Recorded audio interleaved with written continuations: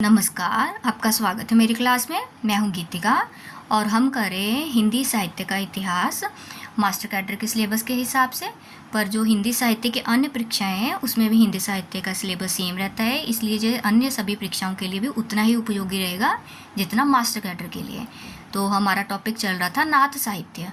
नाथ साहित्य में हम गुरु गोरखनाथ जी के बारे में कर रहे थे, ठीक है। तो इसमें मैंने एक पॉइंट आपको ऐड करवाया था। डॉक्टर पीताम्बर दत्त बर्थवाल ने गोरखबानी नाम से उनकी रचनाओं का एक संकलन संपादित किया, ठीक है। तो यह संकलन मैंने आपको टाइम नहीं बताया था, 1942 लिख लीजिए।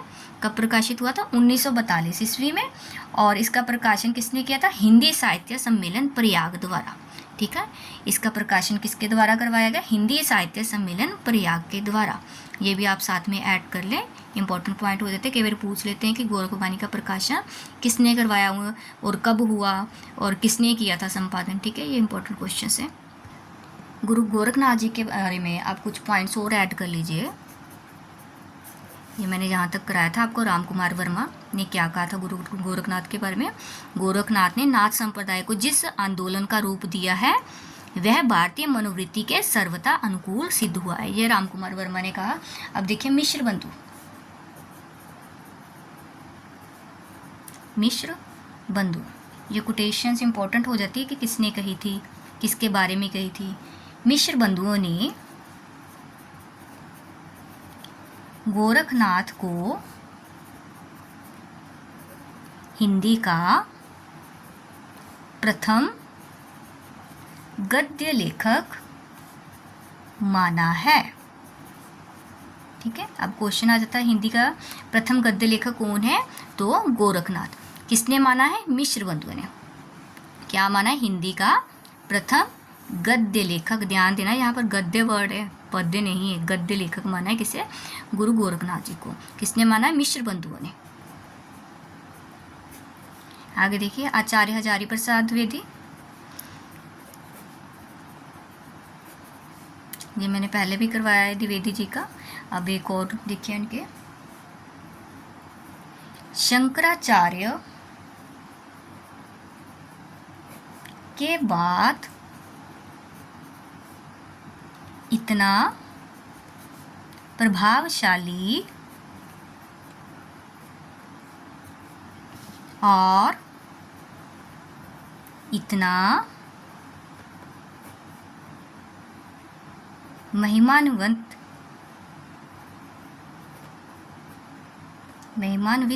और इतना महिमान्वित भारतवर्ष में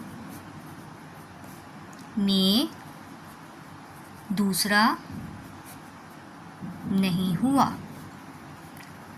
ये इंपॉर्टेंट रहेगी, ठीक है। लाइंस क्या कहा है हजारी प्रसाद द्विवेदी जी ने? शंकराचार्य जी के बाद इतना प्रभावशाली और इतना महिमान्वित भारतवर्ष में दूसरा नहीं हुआ। अब देखिए एक लाइन और ऐड कर लीजिए आप गोरखनाथ जी के बारे में। ये लाइन, गोरखनाथ ने षट चक्रों वाला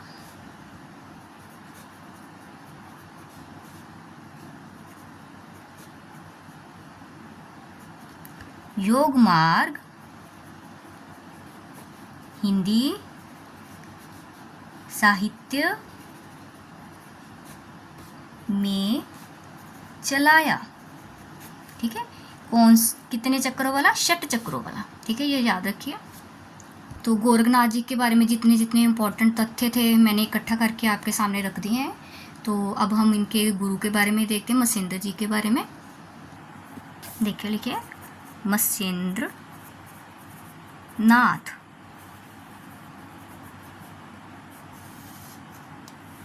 सबसे पहला तो इनका क्या है? ये गोरखनाथ के गुरु थे, गोरखनाथ के गुरु,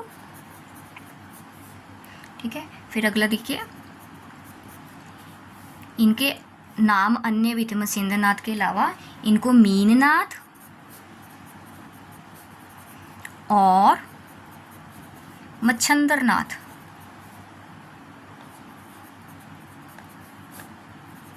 नाम से भी पुकारा जाता था। मत्स्येंद्र नाथ के और दो नाम कौन से हैं? मीननाथ और मच्छंद्रनाथ। कई बार पूछ लेते हैं कि मीननाथ कौन थे? तो मत्स्येंद्रनाथ। मच्छंद्रनाथ कौन थे? मत्स्येंद्रनाथ।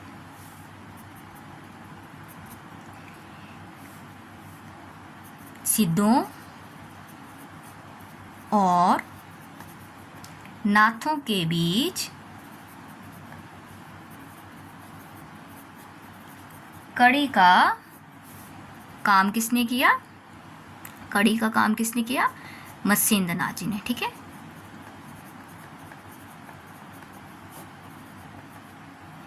सिद्धों और नाथों के बीच कड़ी मत्स्येंद्र नाथ। और अगर आ जाए सिद्धों और संतों के बीच में कड़ी का काम किसने किया? नाथों ने किया। ठीक है, क्वेश्चन के डिफरेंस को ध्यान से समझते जाएं। सिद्धों और नाथों के बीच में कड़ी का कार्य किसने किया? मत्स्येंद्र नाथ ने। सिद्धों और संतों के बीच में कड़ी का काम किया किसने किया था? नाथों ने। सिद्धों और संतों के बीच में नाथ आ गए थे। ठीक है, तो उन्होंने क्या? कड़ी का काम किया। और सिद्धों और नाथों के बीच मत्स्येंद्र नाथ। इनकी रचना लिखिए, संस्कृत रचना इनकी।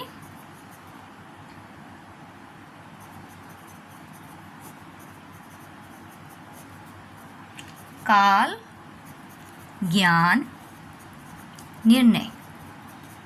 ठीक है, कौन सी रचना है? काल, ज्ञान, निर्णय। इसका संपादन किसने किया? इस रचना का संपादन देखिए प्रबोध चंद्र बगाची ने। प्रबोध चंद्र बगाची ने, ये आपने नाम आगे भी सुना होगा। प्रबोध चंद्र बगाची, मैंने आगे भी आपको बताया था। इन्होंने आगे किसका संपादन किया हुआ है? दोहा कोश का। प्रबोध चंद्र बगाची ने आगे किसका संपादन किया हुआ? दोहा कोश। ठीक है, काल ज्ञान निर्णय का प्रकाशन संपादन किसने किया है? प्रबोध चंद्र बगाची ने। और दोहा कोश का संपादन भी प्रबोध चंद्र बगाची के द्वारा किया गया है।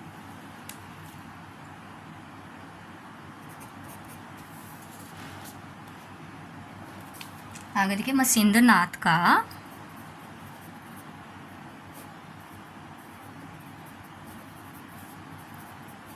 वास्तविक नाम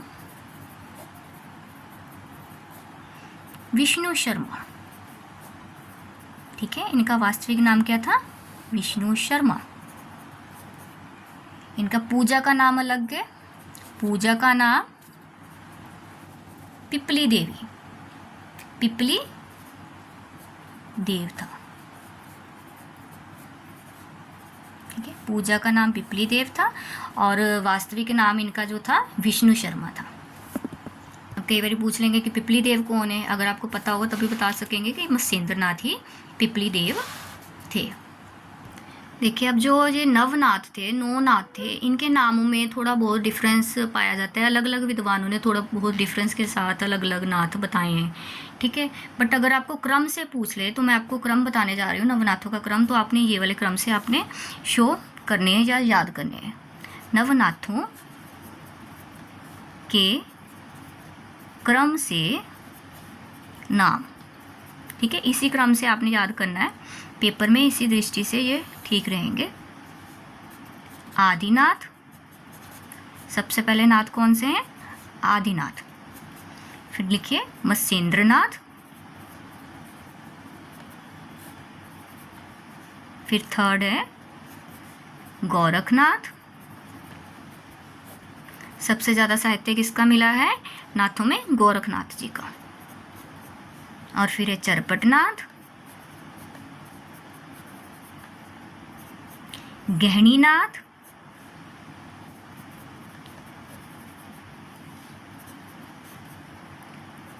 ज्वालेंद्रनाथ,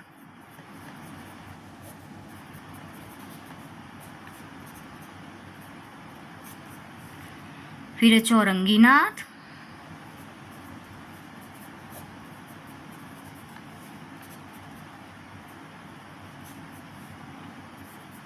भृतृनाथ,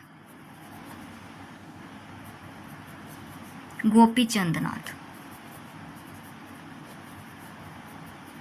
ठीक है, सबसे पहले आदिनाथ, मत्स्येंद्रनाथ, गोरखनाथ, चरपटनाथ, गहनीनाथ, ज्वलेंद्रनाथ, चौरंगीनाथ, भृतृनाथ, गोपीचंद्रनाथ।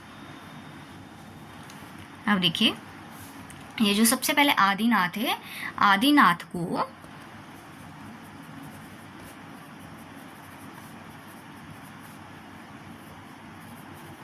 परवर्ती संतों ने शिव माना है। ठीक है, आदिनाथ को जो परवर्ती संत, मतलब परवर्ती मतलब बाद के जो संत थे, उन्होंने आदिनाथ को शिव का ही रूप माना है कि वो शिव ही थे आदिनाथ। आगे चरपटनाथ, कई बार ऐसे पूछ लेंगे कि चरपटनाथ कौन से नाथ है, तो चौथे नाथ, इसलिए आपको क्रम से पता होना चाहिए कि नाथों का क्रम क्या है। चरपटनाथ का पूर्व नाम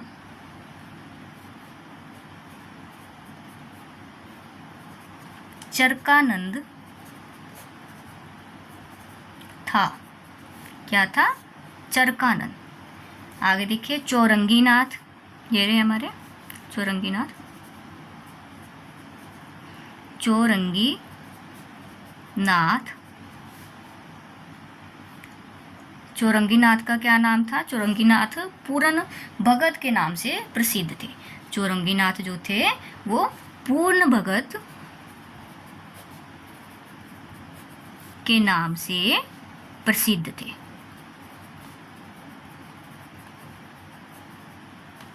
ठीक है, फिर है जलंधर नाथ। ठीक है, इसमें ज्वालेंद्र नाथ लिखा हुआ है, कई जगह विद्वानों ने जलंधर लिखा हुआ है। जलंधर को ही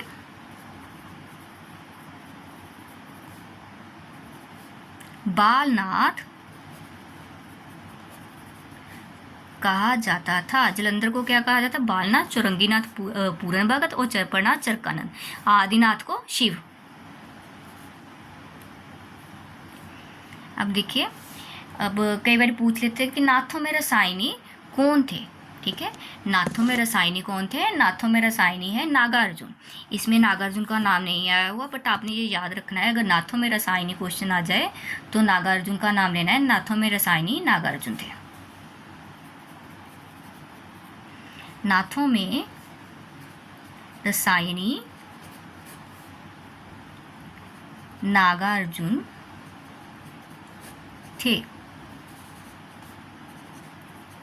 ठीक है, रसायनी वर्ड याद रखना है। अब देखिए, ये जो नागार्जुन, फिर हमारे गोरखनाथ, फिर चरपटनाथ तथा जलंधरनाथ।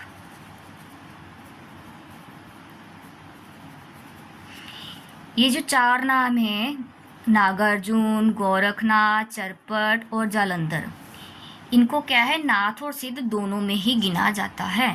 ठीक है, नागार्जुन, गोरखनाथ, चरपट, जलंधर, ये चारों क्या है? नाथों और सिद्धों दोनों में ही गिने जाते हैं। लिख लीजिए, नाथों और सिद्धों दोनों में ही